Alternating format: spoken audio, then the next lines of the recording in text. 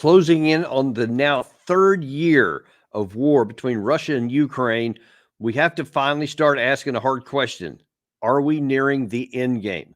Despite all the comments and all the speeches that have been made and all the requests for ammunition and weapons and everything else from all these different Ukrainian and Western leaders, is the reality on the ground finally breaking through to expose the mendacity and the fiction and everything else? I think that you probably know where this is going to go. And to try to discuss this today, we have Alexander Mercouris, co-host of the Duran, one of the best analysts on the internet, and we're a privilege to have you on today. Well, I'm very privileged and very happy and delighted to be here, Daniel, and I think we're going to have a lot to discuss, and I should say I always learn lots from these programs too. Well, I always look forward to having you on our show because you always have insights that a lot of people don't have, and especially when it has anything to do with a lot of the UK stuff. A lot of our American audiences don't understand, some of the things that may be behind the scenes, and you do. And I'm sorry if you'll forgive me for a minute. It's kind of warm in here. I'm just going to take my jacket off, and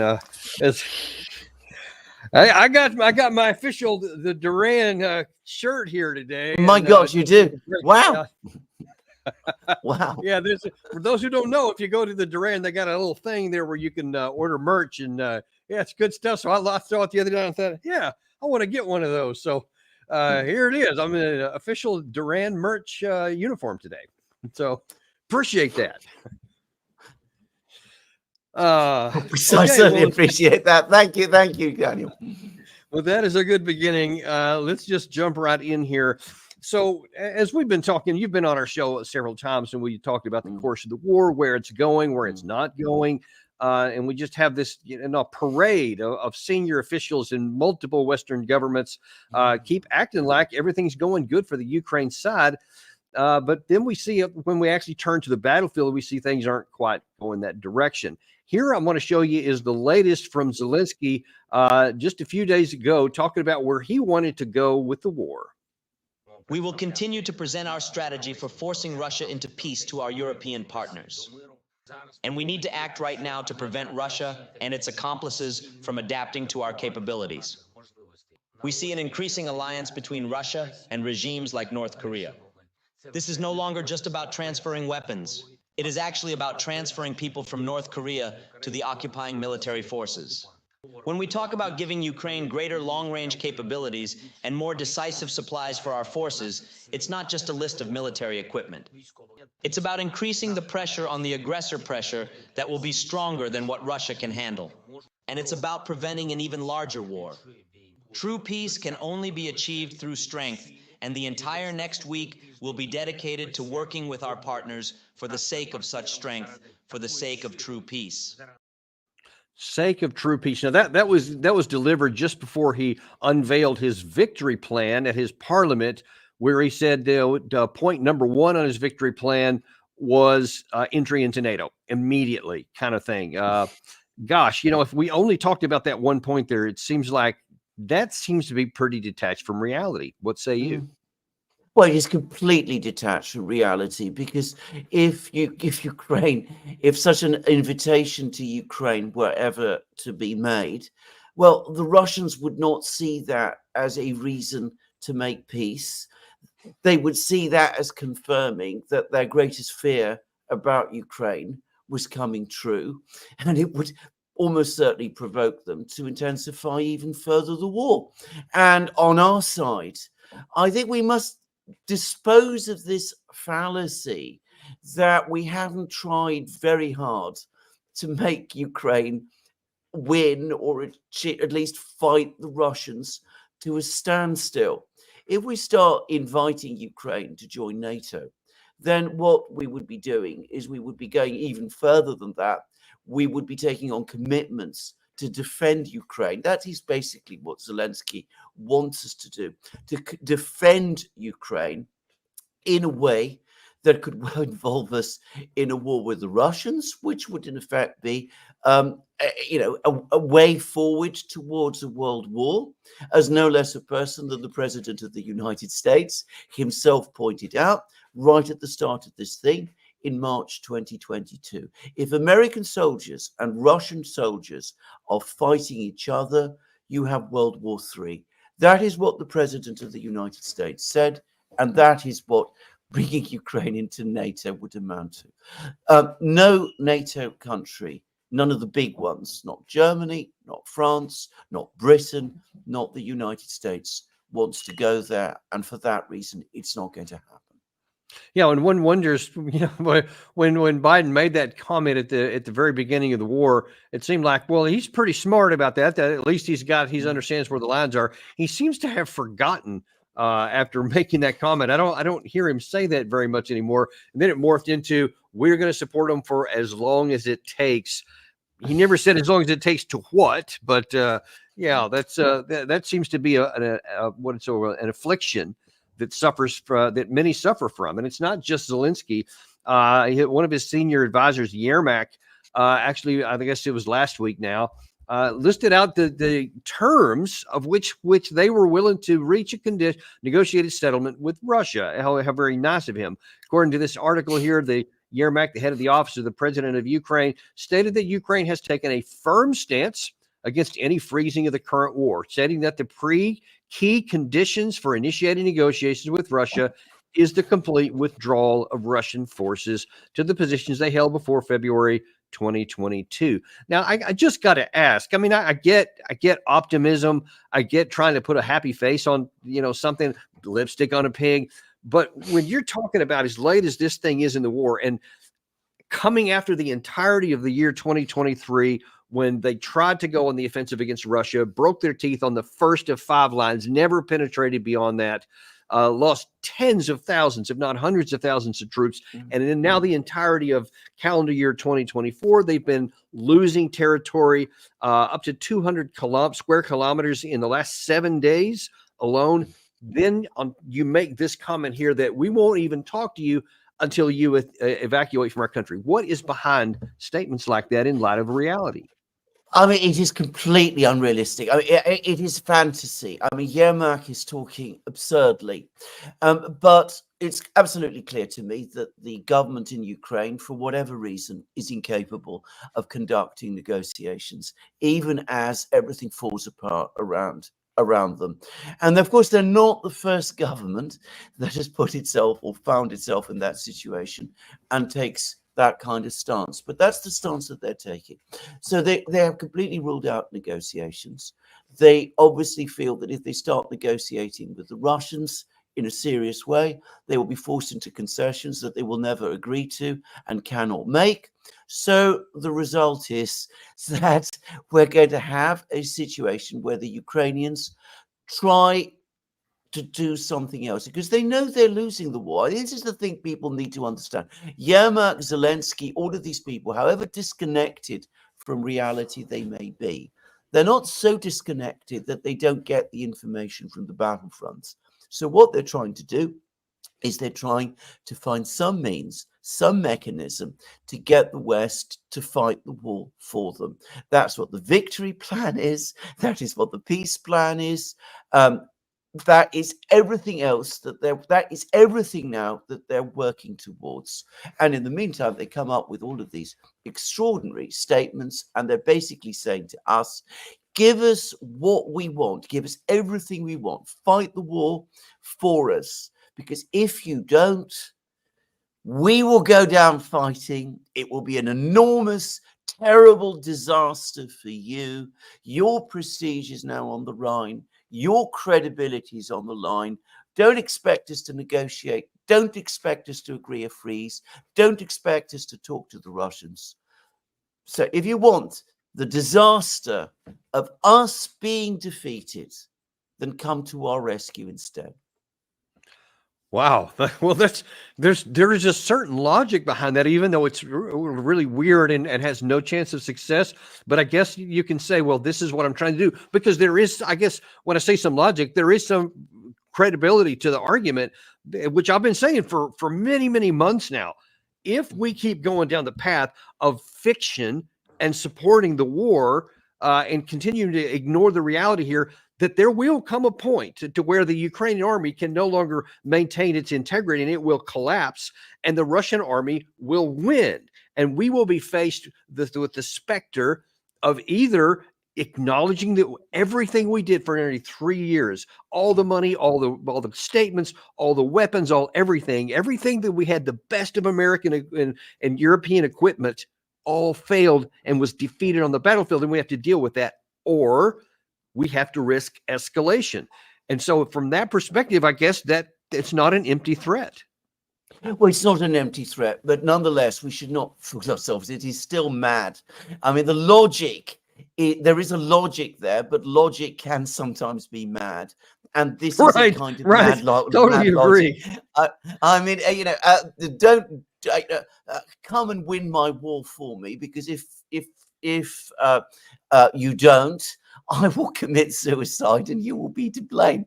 I mean, that's essentially what the Ukrainians are telling us. And we should not be intimidated by that. We should, I mean, it's not fair when we talk about the Ukrainians. It is not fair to the Ukrainian people to go along with that kind of with that kind of madness. Obviously, one can understand why Zelensky and his own officials have take this kind of stance. They're boxed in by their own rhetoric, by their own ambitions. They're frightened of the various radicals around them who are themselves in the grip of a kind of romantic nationalism and all of that. But the Ukrainian people deserve a lot better. Many of them have fought very hard and they fought very bravely. We can't just say to them, well, because your leaders take this utterly fantastic position, we are going to go along with it and risk an even greater disaster in order to help them. And if the Ukrainians won't negotiate, because this is the stance that the Zelensky government is taking, I'm going to say what I personally think. I think we should tell them, well, in that case, if you won't negotiate, then you leave us with no choice. We must speak to the Russians in your place. And so much, for as long as it takes and all of that. That is my own view. Well, I would love it. How about you become the next NATO Secretary General, and we'll fire the other guy right now. So, I mean, he hadn't even got his office unpacked yet, so this is probably a good time to make that switch. I totally endorse what you said there. I would love it if any Western leader would do that, but instead, it's funny.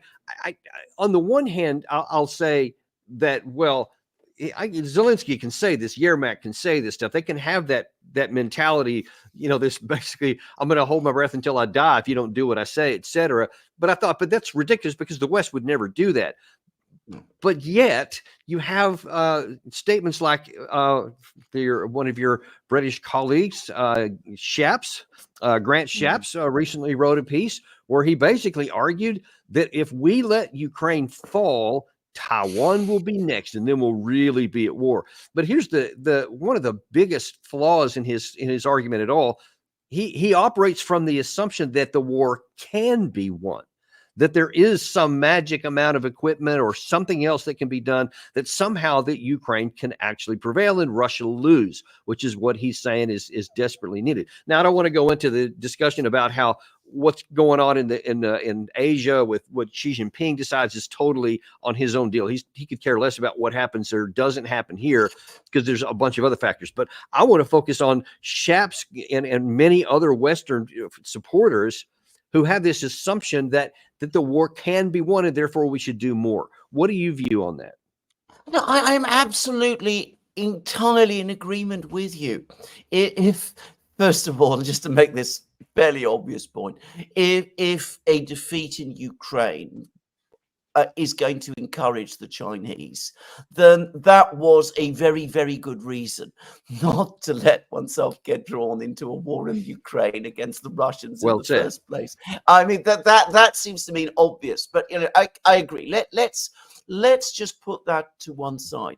The fact is, we're not going to win the war in Ukraine. The Russians are. The more time is spent debating this, the more complete the Russian victory is going to be. The more Ukrainians are going to die, the more the disaster for Ukraine will be, the more the damage to the credibility, or at least to the face of some people in the West, is going to be. So when Grant Shapps talks in that way, actually, if you apply actual logic, that is a reason for ending the war sooner rather than later, whilst we still have a Ukraine that we can support once the war is done. But of course, they don't see it in that way, because everything for them is some kind of, people like Grant Shapps, is some kind of chess game. We can't lose to the Russians. We can't allow the Russians to win, even though I'm going to say, I think the Russians, if we were prepared to speak to them, they would probably be prepared to speak to us, not because they like us, but because it is in their interests too.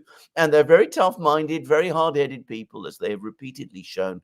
And they understand that a long, prolonged conflict with the West in Europe is no more in their interests than it is in ours.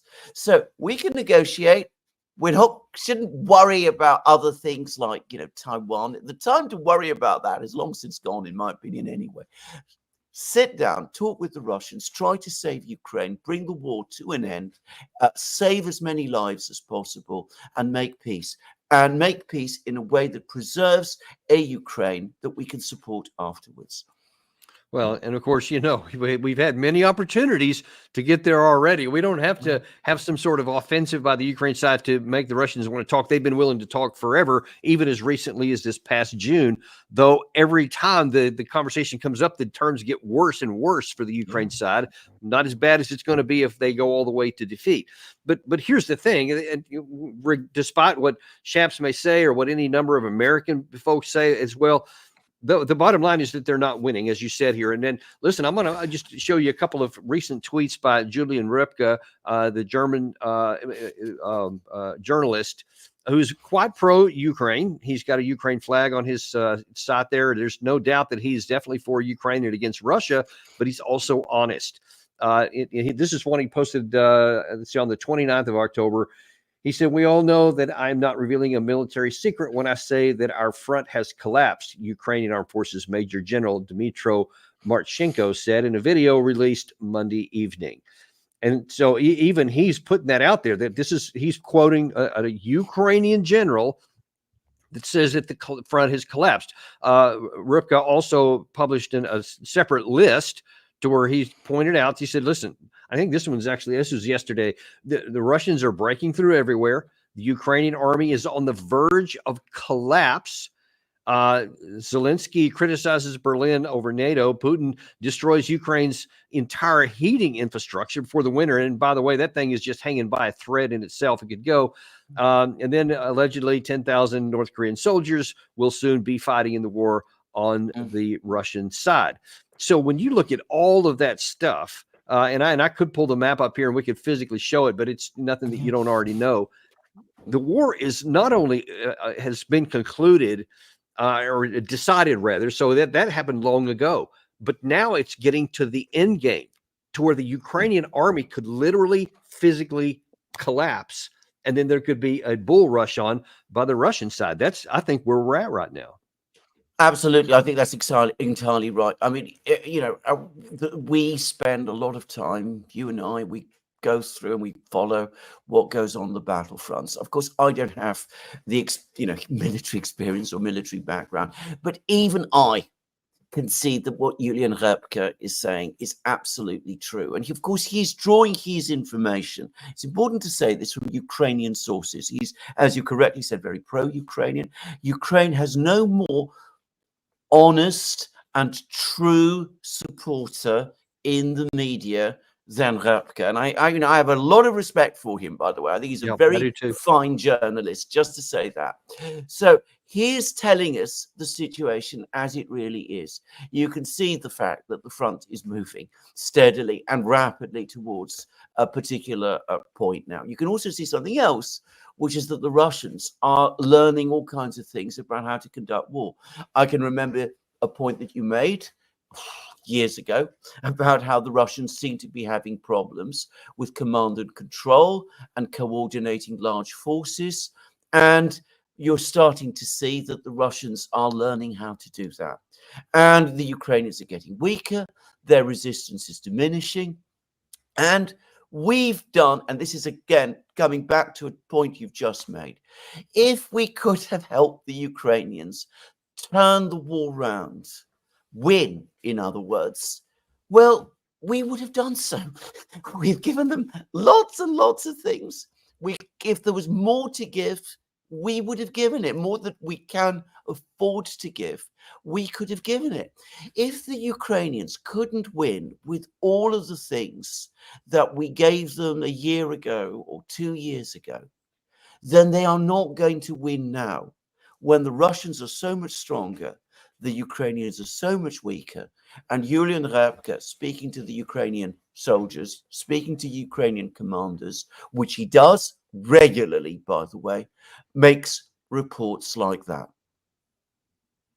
And you know what's really puzzling about it is this, and I'm going to show you this here in just a second, about another British fellow of yours that talks about the kind of thing that lots of people in the West, and especially the United States, also fall into. But here's what the context of what's going to follow in a second comes. To your point there, I'm going to tag off of what you just said. We don't have a lot more stuff to give. And if everything that we gave to set up in the more than a half a year prior to the 2023 failed offensive was utterly crushed and blown up on the ground, when everything that allegedly up to 2,000 total pieces of equipment with tanks, other infantry carriers, etc., in the Kursk offensive have just been turned to rusting hulks in the countryside there, on top of the tens of thousands of casualties on the Ukraine side, just to keep that pointless insertion into Russia going. We're running out of key in missiles. This was in the U.S. media here just recently. Gary, if you could toss that one up there, that we're running low on interceptor missiles. The Pentagon is running low on air defense missiles as demand surges. And that's, I guess, on the 29th. That was a couple of days ago. We've also shown here some clips from last month where the National Security Advisor, Jake Sullivan, openly admitted that we were looking at, I think it turned out to be 17 different countries that we are supposed to supply air defense interceptor missiles to. We took all of them away and gave them to Ukraine. Now, of course, we're literally on the verge of potentially an expanded war in the Middle East with Israel and Iran. And guess what they're going to need a lot of? Interceptor missiles. And we just don't have them. So when you look at what it's costing us, not just in terms of cash, but in terms of our own depleted stockpiles of critical weapon systems, one would expect, at least it seems to me that they would, to say, okay, this isn't classified information. This is on the publicly announced stuff here, and you can just count some of this stuff. Why are we ignoring the dwindling stockpiles, ergo putting our own national security at risk? And I'm guessing the same as in the UK, that you're running low on these things. Why then do we keep the fiction going? Well, this is an excellent question. And can I just say, I mean, you're talking about the UK. The UK is in a far, far worse state than the United States is by definition. I mean, we've got a much smaller armed forces, a much smaller industrial base to work with. We have been incredibly generous in what we have given to Ukraine. And our army, our military is in a very poor condition by universal admission. We've practically given, apparently, all our self-propelled howitzers to Ukraine. We are simply not in a position to give more. Even sometimes you find the odd article appearing in the British media, which grudgingly acknowledges that fact. And the same is true of all of the other European countries. Europe's military industrial industries are far more fragmented than those in the United States are. And if the United States is struggling, is under stress, well, we are much more so. One of the things that I have to say, because I should say, I mean, military, I'm not a soldier, but in industrial matters, I have some experience in. One of the things I find utterly baffling is that there has never been a proper discussion about this anywhere, not just in Europe, but as far as I can see, even in the United States. There's never been a recognition of the capacity constraints that are, that the warehouses, that the stockpiles are not unlimited, or of the enormous challenge that exists if you're going to restart production or start production of something entirely new, even more complicated, that this takes years. Even, if you put all the logistical and operational and engineering facilities that you have, resources behind it. The only way you can do it faster is by going over to a genuine mobilization economy, which Western societies are not ready for.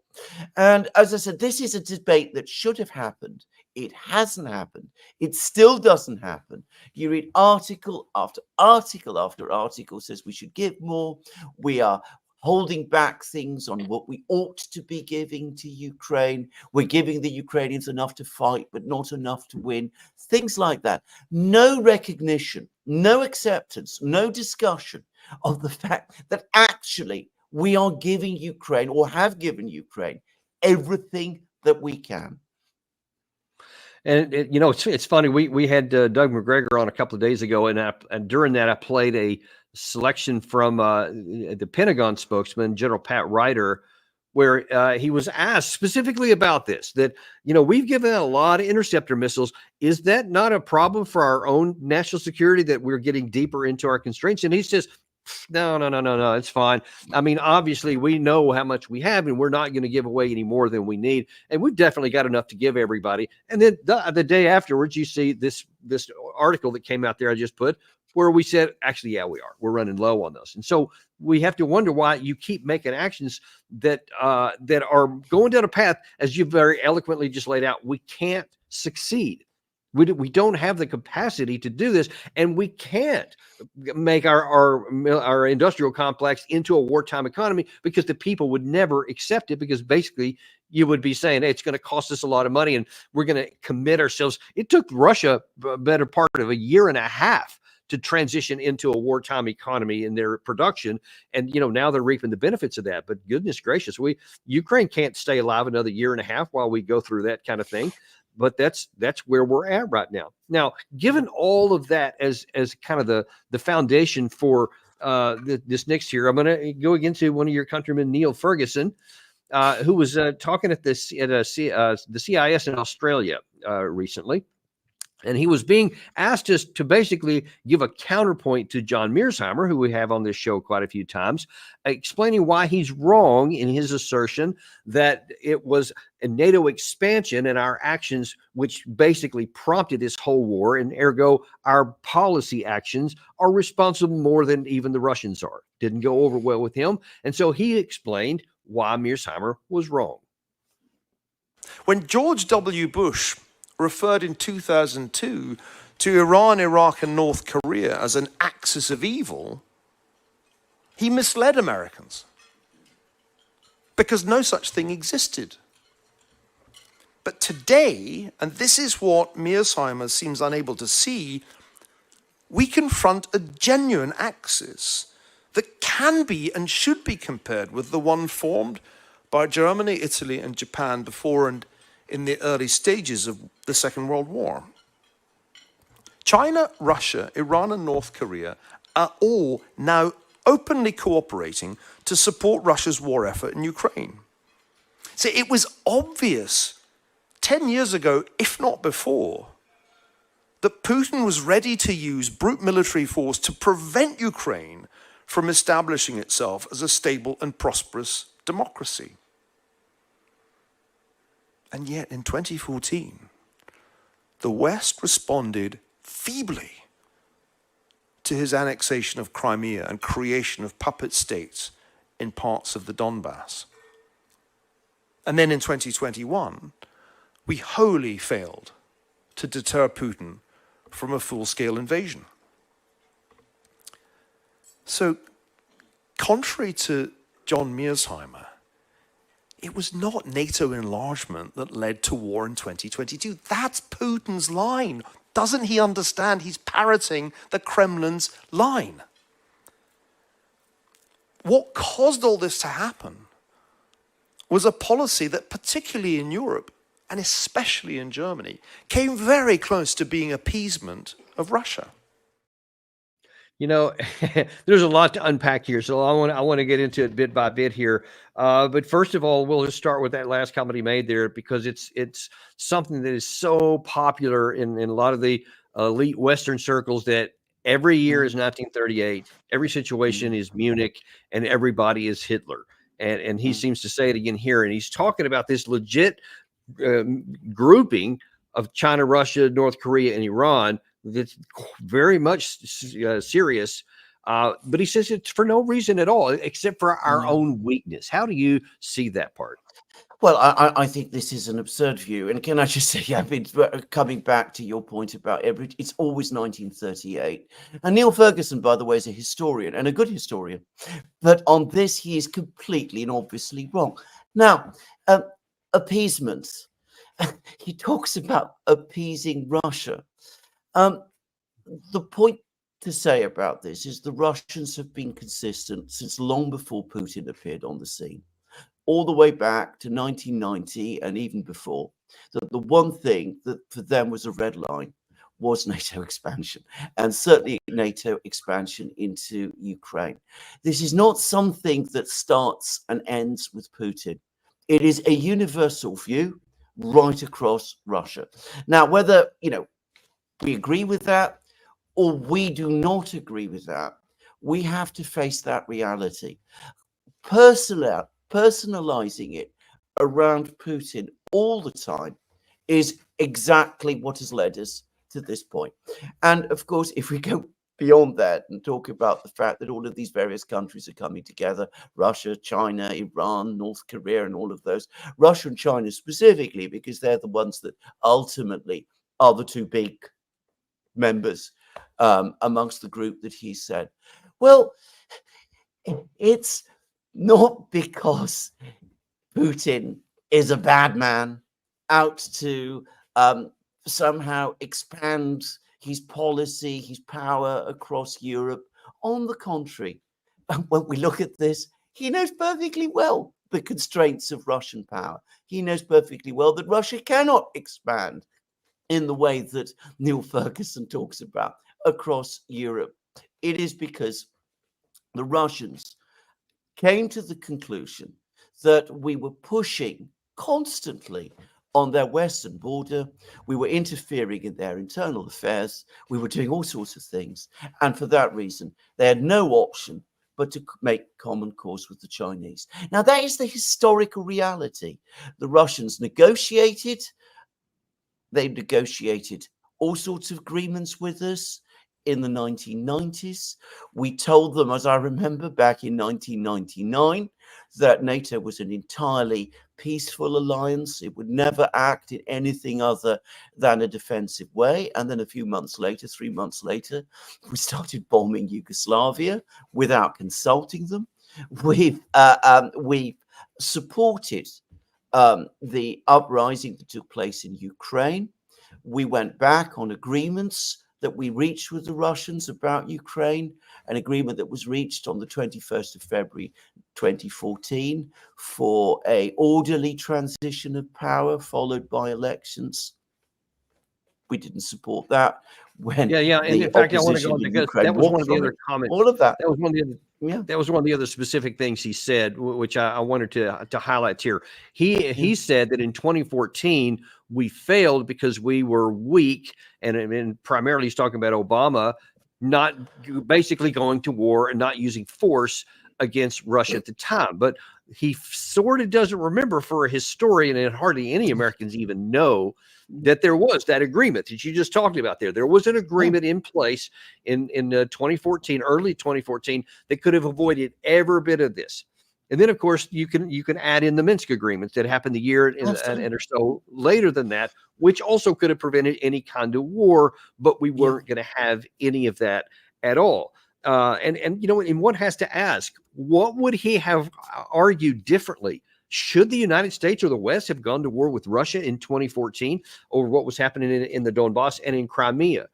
What do you think were the options in 2014? What could have happened? Well, the options were exactly as you said. The options really were not to go to war with Russia in 2014. Russia is a nuclear power. It was the nuclear power in 2014. The idea that the West would go to war with Russia over Georgia in 2014 was a fantasy. The idea that the West was prepared to go to war over Russia with Russia in 2014 during the Donbass crisis then was a fantasy. The Russians weren't looking for war in Ukraine in 2014. They were looking to negotiate a peaceful resolution of the crisis. And there was a peaceful resolution of the crisis that was agreed in the form ultimately of the Minsk Agreement. And the Minsk Agreement was never implemented. And Western leaders have all but admitted that that was because the Ukrainians didn't want to implement it, and nor did we. It's not a case of appeasement. This is a complete red herring. I know the history of the Second World War and appeasement very well. And what it was is a history of bad faith. Bad faith, first and foremost, from the Ukrainian side, but also to a great extent, it must be said, from some Western leaders. Indeed. I mean, it's if you're being honest and talking about what actually happened, i.e. history, then you have to include all of that. And I'm sure we could go down the list and find plenty of things that the Russians didn't do and some things that they said one thing and did something different. No one's saying that anybody's innocent in this at all. But what I am saying very sternly is that we have abandoned every opportunity diplomatically to bring anything to a resolution, and that we just seem to be on this bent that we want war. And so the one of the last things he said there was then he went from 2014 to 2022 and said, again, we tried everything, and we had a chance to try to have a negotiated settlement, and they didn't want it, and they went ahead and invaded anyway. And that completely contradicts what actually happened, even as late as December. Well, actually, let me back up from that. December 2021. Let's back up to, I think it was March or April of 2021, when Zelensky signed a document that said he's going to take back all of the territories in the Donbass area by force if necessary. So it was following that then that Russia did its first buildup. And then in 2021 of December, so later that year, Putin again said, no, we're not going to have that. But here is the negotiated way out of this, which even then, Alexander, still left Kiev in nominal control over the Donbass if they agreed to some of the things he asked. And now Putin did some things that were a complete non-starter that the West would never have agreed to, i.e. move everything back to, I think, the 1997 lines. But that's a negotiating position. You start asking for the world and then you come back. But we didn't negotiate anything. We weren't even willing to talk. How do you see what happened in December 2021? Well, that's exactly correct. I mean, the simple thing that could have happened, and I'm absolutely convinced of this, I have no doubt of this at all. If the United States had come along and said to Russia at that time, there is no prospect of Ukraine ever joining NATO, full period. I mean, it's not going to happen. We're taking that completely off the table. Then there wouldn't have been a war. It is very simple. We could have worked out, by the way, all kinds of security guarantees for Ukraine. We could have worked on sorting out the Minsk situation, the Minsk Agreement, and the Donbass situation. But the Russians would certainly have been satisfied with that. They were not looking for an out-and-out crisis with the West. They didn't want an out-and-out crisis with the West at that time. They knew perfectly well that sanctions would come. They knew perfectly well that they would find themselves isolated in Europe. They didn't want any of those things. By the way, and for the record, I mean, I can't confirm this, I wasn't there, but what I've heard and what I heard on the eve of the war is that the mood in the Kremlin, in Moscow, at that time was absolutely awful. They felt that they'd been maneuvered into a position that they didn't want to be in. There was a lot of disagreement and uncertainty about what to do. Putin had to actually organize a public meeting of his inner cabinet, the Security Council, which is not something that the Kremlin has ever done before, or is likely ever to do again, as a way of trying to smooth out the differences and to basically get a decision made. And that's how it happened. Now, one doesn't necessarily have to agree with the decision the Russians took in February 2022. Maybe they should have found some other solution, or they should have looked for some other solution, or they should have tried further diplomacy. But it is not surprising, given everything, that they did the decision that they took the decision that they did. One of the fundamental problem with people like Neil Ferguson, if I may say, is that he sees everything completely from the West's perspective. He never wants to acknowledge that the other side has a perspective and a opinion as well. Certainly an opinion about its own security, which is a vital matter for any state, especially a state with a history like Russia, but any state, to make that clear. And he refuses to basically, to have it, to acknowledge the fact that they have that perspective. Well, yeah, and it would come in handy when one of the last things that he said in that clip that I want to talk about, in that he just kind of reiterated and ridiculed Mr. Mearsheimer from saying that it was NATO enlargement and the threat of that, because Stoltenberg actually, I don't remember if it was December 21 or January 22, I can't remember the one, but he went through and firmly said nobody is going to tell us who is or isn't going to come into NATO. If we say Ukraine's coming in, they're coming in, and they are coming in. So he reiterated that again on the eve of the fighting here. And to suggest that had no role in it is ridiculous and just, it's counterintuitive to any humanity. Would we be okay if the Warsaw Pact, where it's still alive, said, you know what, how about we make a deal with France right on the British border there, or with Mexico on the American border? It's a defensive alliance. Don't worry, everything's fine. We're not going to do anything. Obviously, we would lose our minds. And so for Mr. Ferguson and all those who say the same thing he does, it is beyond ridiculous to say that played no role in it. And we know for a fact that it played a role in it, because former NATO Secretary General Jens Stoltenberg cleared that up.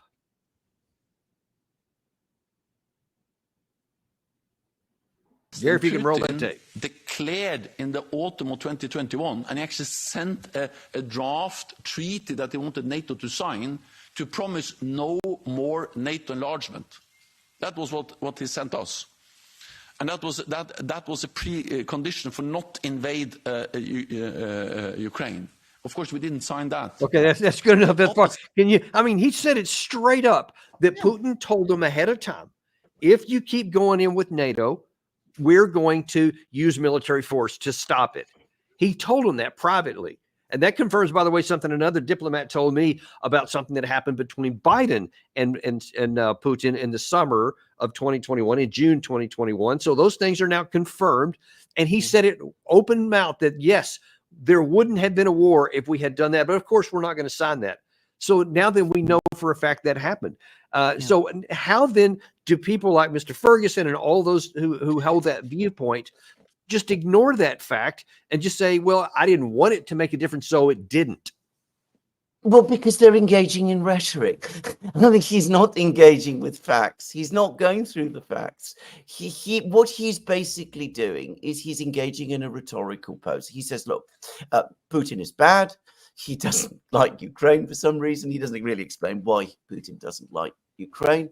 So he just decides one fine morning that he's going to invade Ukraine. And we've let him do that and encouraged him to do that because we were intent on appeasing him. And the result is that we have this big axis of evil, which didn't exist before, but which now does.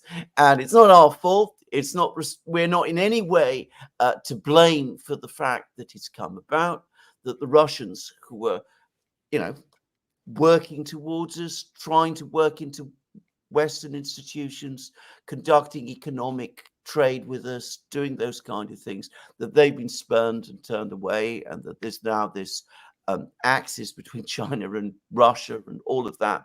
So we're not to blame for that. We are entirely innocent. We're not responsible at all. It is entirely the other side. It's entirely Putin. As I said, this is rhetoric. It's not real explanation or analysis, and we should not be confused by it.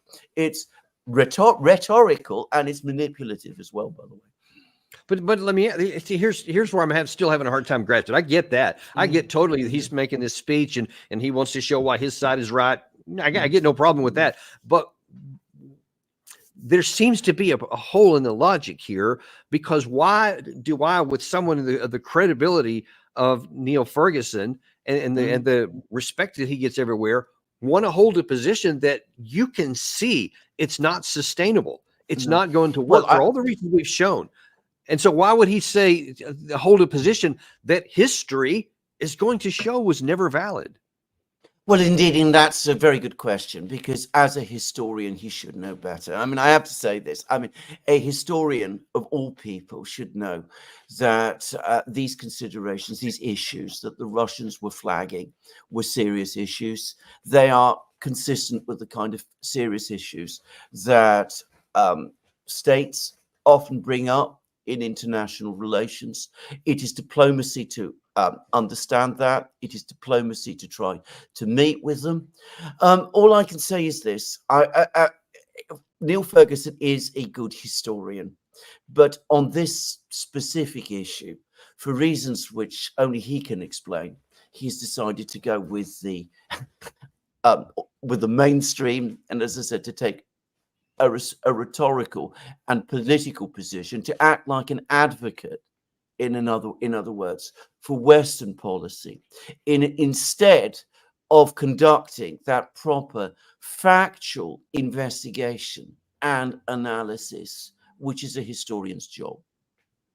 Yeah, and you know, and I by the way, I don't want to make it sound like I'm trying to just trash on Mr. Ferguson. No. I'm just using him as an example, because there's many in the United States who hold that view, and these people are all very influential, and people listen to them. And you know, there's a lot of people that there actually aren't very many people who are going to watch shows like yours or like this one here, where we're talking, where we're laying out the logic behind what it is, and so that keeps people supporting something that evidence and logic say is not going to work. And you know, so that kind of brings us back full circle to where it started here. The facts on the ground scream overwhelmingly this war is basically over, and the end result has been known for a long time. We're just waiting to see how long is it going to take for the Russian army, which has irrevocable benefits on its side that can't be changed in human course, and the Ukraine side is deficient in ways that can't be rectified in a time frame in anybody's life here, and they're going to lose the war. And so now then we're starting to see that not only is the Ukraine side losing territory in the battlefield, they're losing men at an unsustainable rate. They can't recruit guys at a sustainable rate. The guys that they do get are terrible quality because they're not trained. They don't want to be there. Their morale is low because they see what happened to everybody who came before them. You get the point. Every metric you want to look at that's quantifiable in most cases screams that the war cannot be won. And so now then we're getting into what's kind of the end game here. And you hear, like we had Zelensky at the top of this show talking about, you know, how he's got a victory plan and how they're not going to give away any inch of territory, and they're going to have high standards for the demand of Russia, et cetera, as though that was even theoretically possible. And that reminds me of another time where something similar was happening in World War II in April of 1945. And another British historian, Anthony Beevor, very eloquently explained what happened during that one. And of course, the briefings themselves, dealing with the forces, lacked no connection with reality. I mean, Hitler, once again, was looking at the maps, was saying that's an army, that's a division, or whatever, when in fact, they just consisted often of very few men. And there was a movie. What was it called? The Downfall, that was out not long ago, that talked about the very last elements of the Hitler, and how he was, giving orders to different divisions and telling them where to go, and most of them were only on paper, etc. And I just can't help but see the correlation between those two. Yeah, that's some of the scenes we're playing in the background there, and you'll see some of the maps and some of the actual people who were part of that. But gosh, Alexander, I mean, you see that the people in the room, this is interesting. The people in this room that's being reenacted here, when Hitler's given these instructions about where to go, and the Soviets were coming in, and then he's going to give instructions on where to go, etc. And that sounds so similar to Zelensky talking about how he's going to have a victory plan, and how he's not going to give up any terrain, and how he's going to move his divisions into Kursk and wherever else. And yet, when you look at the actual ground, those things just aren't even realistic at all. How do you see the correlation between what happened in 1945 and right now? It is exactly the same, and the reasons are exactly the same. Because, of course, Hitler and the people around him would not accept that Germany should negotiate. That was absolutely, obviously, out of the question. They refused to contemplate any conceivable idea of capitulation or surrender. In other words, they would not accept the reality that the war was lost. So since they weren't prepared to accept that reality, that major fundamental underlying reality, that led them inevitably to act as if the war could still be won. And in order to pretend to themselves that the war could still be run, we started to have these fantastic plans, the plan to move divisions around here, to attack there, to do all of these sort of things all the time. And you are seeing exactly the same in Ukraine now, because as we discussed at the start of the program, Zelensky, despite the fact that at some level he undoubtedly does know how bad the situation is, he will never ever agree to negotiate a peace on realistic terms. He's going to go on refusing to do so, I personally believe, to the very end. And inevitably, that leads him to lose all connection to ultimate reality. And he's already talking about, more offensives, more victory plans, more far-fetched ideas about how the war can be won, getting the West involved. I mean, Hitler was talking about the same kind of things, that the United States and the Soviet Union were going to go to war just before the war collapsed, and that was how Germany would ultimately prevail, and all that kind of thing, all these far-fetched and disconnected things, no connection to reality, because. And I'm just showing here I'm showing on the screen here as you're talking. This is where Vuhledar fell after having a year and 8 months of going after it, and then finally, when it did, it's like it broke the dam. And you see how far Russia's now just rolling up in there. And of course, in the Pokrovsk area, that they've taken all this area. This was this area here was a great big cauldron. It's now gone. Selidova gone. I mean, it wasn't that long ago when we were talking about, some of these other places like Ochertina. They're moved way beyond that now. And now here comes Pokrovsk up into play here. And that's one of the last major ones that could literally be the gate that blows into the back, because there's hardly any in this whole area back here. There's very few fortifications built at all. And once Russia breaks through this, there's very little that's stopping them anywhere. I mean, it literally is unfolding like 1945, and one wonders how much longer that's going to go, and how many more Ukrainian men are going to continue to throw their lives away in fighting what's not merely a losing battle, but it's almost suicide. Well, that's exactly right. And that's the great tragedy. And that was the tragedy, by the way, that overtook the German people as well. I mean, I know Germany very well. And I mean, there's a lot that could be said about the history of those times. And, I'm not here to argue that, Germany's tragedy was greater than the tragedy of other nations that got caught up in the war. On the contrary, I mean, that's absolutely not my view. But the fact is that I know people who were I knew people, I should say, that they've passed away now, who were called up as soldiers in those last few weeks and months of the war. Mm-hmm. One person who particularly befriended me, who was brought into the army as a teenager, he only survived because he came up against the American army. and an American soldier was sorry for him and shot him in the leg so that he wouldn't be killed. And this person never forgot that. And he never forgot what happened to Germany. And he became a major peace campaigner in his part of Germany thereafter. And that's the same horror that is being inflicted now on the Ukrainian people, who have none of the responsibilities that the Germans had in the 1940s. Yeah, and that's just this total tragedy of the human tragedy. We talk a lot about maps and cities and, you know, bills that are coming in or how many tanks or whatever, but it's the human people that are paying this ultimate casualties here. And you know, we've got guys like General Ben Hodges of the retired U.S. Army, who's just the biggest advocate of continuing to go. You have Lindsey Graham in the U.S. Senate, that is absolutely the biggest cheerleader for just keep giving them everything they ask for, et cetera, with no idea or apparently no concern about the human cost to the very people we claim we want to help. And that is one of the hardest things for me to get my head around. Absolutely. Absolutely. We need to get down to reality. We need to, as I said, put the rhetoric aside and look at the facts as they actually are. Ukraine is clearly losing the war. The Ukrainian soldiers are suffering in exactly the way that you said. The Ukrainian army is weak and getting weaker. They're being replaced by men who do not want to fight and who aren't able to fight in many cases. Yeah. And the Russians are advancing, and they're going to go on advancing. And we are not going to be able to stop them. So because the Russians, as I said, are tough-minded, hard-headed people, because Putin isn't Hitler. I mean, let's just put that nonsense to one side. Let's talk to him. Let's see whether we can come to some kind of agreement which will save what we can save in Ukraine and which will secure a lasting peace in Europe.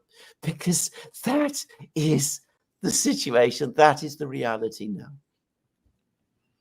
Okay, at first I said you could, I would advise you to be NATO Secretary General, but also the next Prime Minister of UK. If you take those policies in there, I will advocate for that as well. Gosh, how I wish we had anyone in any of these Western countries that were willing to do something like that. And who knows if Trump wins, he may make good on his claim to bring the thing to an end. I don't know. It's a coin flip, as to who might win. And Harris, who knows what she would do. But it's just hard for me to imagine anybody that's going to stand up and say, yeah, we're going to do the right thing. And what you just articulated, which I certainly second without hesitation. In the last few minutes that we have here, if I could just get you to kind of give me your best estimate of what the West will face if we don't accede to reality, if we don't do what you suggested there, if Trump doesn't win and they just Harris perpetuates the current administration, and we keep going down the fiction path. What is going to be the dilemma for the West on that inevitable day when the Ukrainian army collapses? We're going to have a situation where the Russians will move westwards. We don't know how far westward they intend to go or will go, but they will go there. And they will go there in force. They will go there as an extremely powerful army. And many people in Europe will be extremely worried about that. And if we're not prepared to negotiate, then the danger is, in fact, the certainty is that the hostility in Europe, the mutual suspicion, the fear will crystallize. And we will get into another situation like the one we had during the Cold War, where we had the Russians on the one side, we have the United States and its allies on the other. There's once again permanent tension in Europe. There's permanent instability in Eastern Europe because the Ukraine issue itself has not been resolved. With all of that uncertainty, the United States will have to send hundreds and hundreds of thousands of troops to Europe again, or could find itself obliged to do so. Troops that it doesn't really have, because of course the world has changed and the commitments that the United States faces around the world today are so much greater. In other words, another exhausting drain on American resources. And of course, the alternative to that would be perhaps the United States eventually come into some kind of deal. But if we wait for that time, all kinds of very dangerous and bad things could happen in the meantime. And of course, the situation in Europe itself would become very dangerous, very stressed. We would have to worry about war all the time in a way that we have not had the need to do for, 30 years now. And societies begin to remilitarize.